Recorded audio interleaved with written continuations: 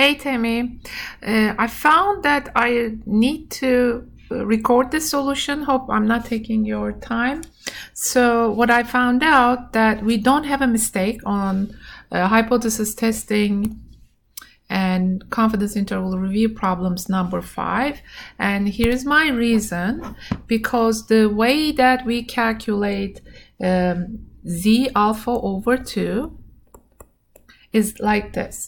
So if we do have a 98% confidence interval, it means that our alpha will be 1 minus 0.98, then alpha will turn out to be 0.02. And then alpha over 2 will be equal to 0.01.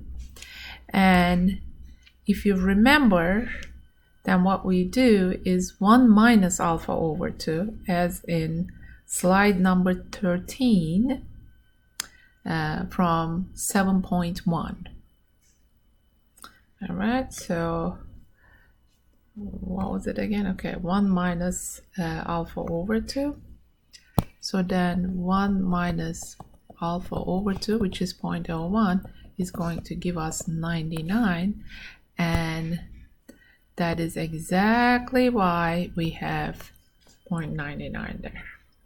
Because z alpha over 2, norm dot inverse, 1 minus alpha over 2, 0, 1. Okay, so if you go back to the slides, if you look up here, you will see that, or this one, right?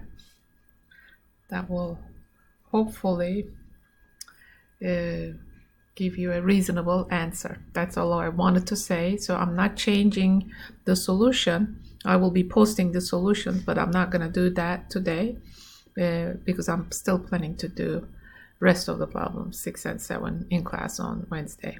All right. I hope this helps. Thank you for listening to me. Bye.